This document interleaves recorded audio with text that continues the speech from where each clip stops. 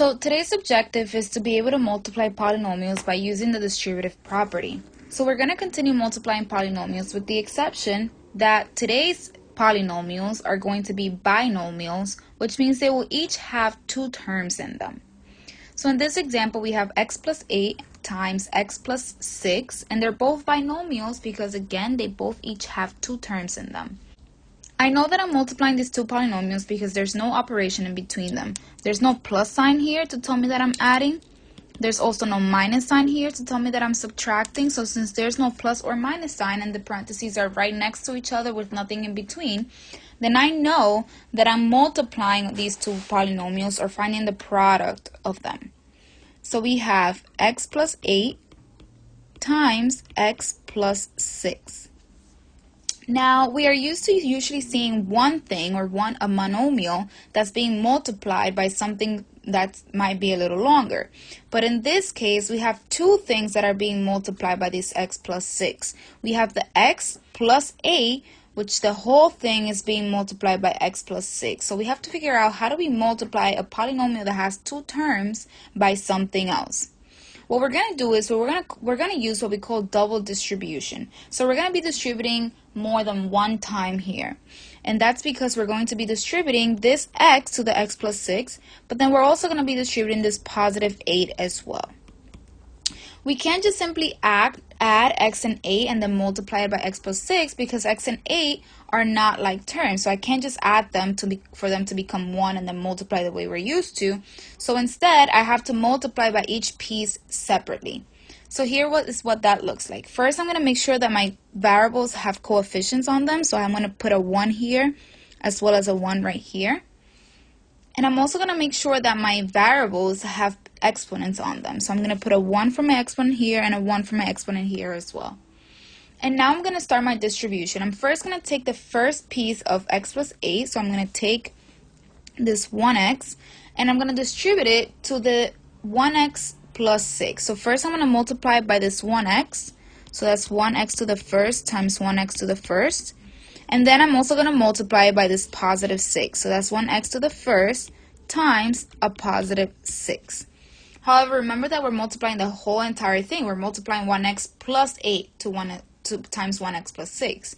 So now that I've multiplied by the 1x, I now have to take this positive 8 and also distribute it to both of these things. So I have positive 8 times 1x to the first.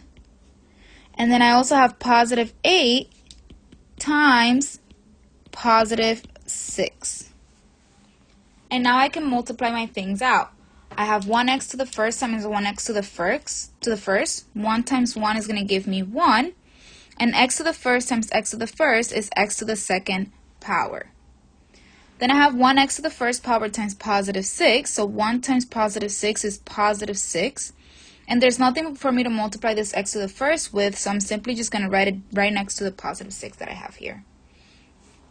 Then I'm going to continue and I have positive 8 times 1, so that's positive 8. And again, there's nothing for me to multiply this x to the first with, so I'm just simply going to write it down. And last but not least, I have positive 8 times positive 6, which gives me positive 24. Once you multiply, you want to double check, is there anything that I can combine? And in this case, we do have two things that we can combine. Let's see what those two things are. First, I'm going to check, is there anything I can combine this 1x squared with? And there's not, so I'm simply just going to write it down. I have 1x to the second power. Then I'm going to check, is there anything that I can combine this positive 6x to the first with? And I see that I can combine it with this positive 8x to the first because they both have the same last name. So I'm going to have 6 plus 8 on the side to give me 14. So that's positive 14x to the first. And then last but not least, I have this positive 24 that I have nothing to combine it with. So I'm just simply going to bring that down over here. And so now if I double check again, all of these three terms come from different families. One has an x squared, the other one has an x to the first, and the other one doesn't have a variable at all, which means I can't combine this any further, and this is my final answer. This 1x squared plus 14x to the first plus 24 is the equivalent expression to x plus 8 times x plus 6. What we did here was we took our first part of the first polynomial, the x, and multiplied it by x plus 6. And then we took the second part of our polynomial, this positive 8, and also multiplied it by x plus 6 separately. Once we did that, we combine our like terms to get 1x squared plus 14x to the first plus 24. So here's another example where now our variables have different coefficients. We also have negative signs, but nothing about what we do changes. I still know that I'm multiplying these two polynomials because there's nothing in between them. And since 3x minus 1 has two terms in it, I know that I'm going to have to use my double distribution. I have 3x minus 1 times 2x plus 5. Again, I'm just going to add exponents wherever there are none so that I know what exponents I'm working with. And again, since I have two things here in this expression, I know that I'm going to be distributing twice. So first I'm going to distribute this 3x minus 1 to both of these terms over here.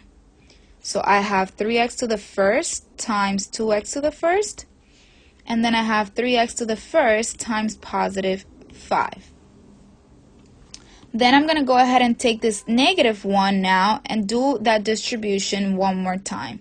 So I have negative 1 times positive 2x to the first. And then I also have negative 1 times positive 5. Make sure you are keeping track of your negative signs. Remember too that they are a part of whatever comes after them. So this negative 1 is this minus 1 here. This minus sign is a part of that negative 1 there. And this plus sign is a part of that 5 that we have there. So you want to make sure you keep track of your signs. So now that I've done both of my distributions, I can go ahead and start multiplying these terms out. So I have 3 times 2, which gives me 6. X to the first times x to the first gives me x to the second. I keep my base and add the exponents.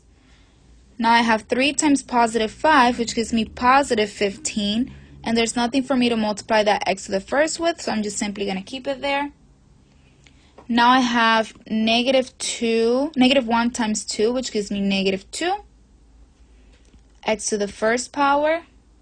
And then last but not least, I have negative 1 times positive 5, which gives me a negative 5.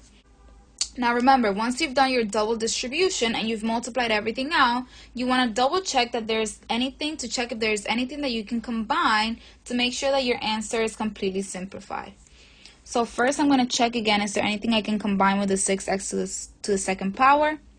And there is not, so I'm just simply going to rewrite it down.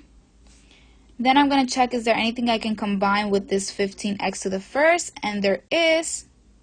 So on the side I'm going to add 15 plus negative 2 to give me 13. And that's a positive 13, so I have plus 13x to the first. And then last but not least, I have this negative 5, which has nothing to be combined with, so I'm just simply going to write it down.